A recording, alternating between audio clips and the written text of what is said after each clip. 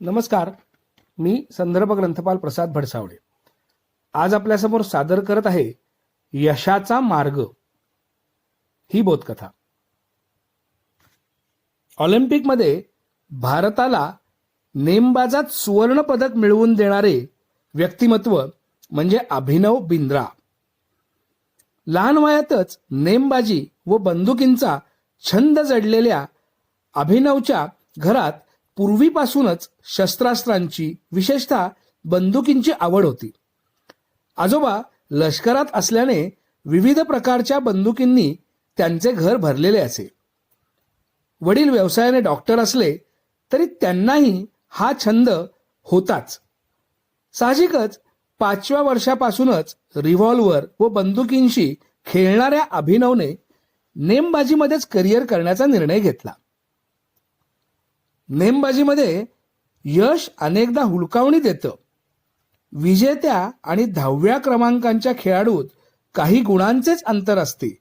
त्यामुळे अपयश, टीका पचवण्याची ताकद असेल तरच या क्षेत्रात जा बर का अभिनव, असा सल्ला वडिलांनी त्याला दिला. विविध टप्प्यांमधील व्यावसायिक नेमबाज झालेल्या अभिनवला एका स्पर्धेत अवघा अर्धा गुण कमी मिळाला व सुवर्ण पदकाने हुलकावणी दिली. त्यावेळी वडिलांच्या सल्ल्याची व या क्षेत्रातील चुरशीची त्याला जाणीव झाली. जिद्द, कठोर मेहनत व एकाग्रता अंगीकारत वयाच्या 20व्या वर्षीच त्याने उत्तम यश मिळवलं आणि राजीव गांधी खेलरत्न पुरस्कारावर आपले नाव कोरले.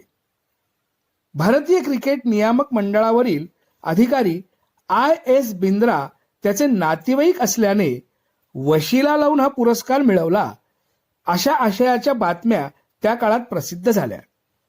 क्रिकेट आणि नेमबाजीचा दूरान्वयही संबंध नसताना अशा वावड्या उठल्याने निराश झालेल्या अभिनवला पुन्हा वडिलांचा सल्ला उपयोगी पडला. सरावावर लक्ष केंद्रित करून त्याने एकामागून एक स्पर्धा जिंकत क्रोएशियातील वर्ल्ड शूटिंग स्पर्धेत सुवर्ण पदक ते ऑलिम्पिक मधील सुवर्ण पदक असा प्रवास आत्मविश्वासाने पूर्ण केला. वडिलांनी दाखवलेल्या यशाच्या मार्गावर वाटचाल करत अभिनवने नेमबाजीमध्ये अनेक विक्रम प्रस्थापित केले.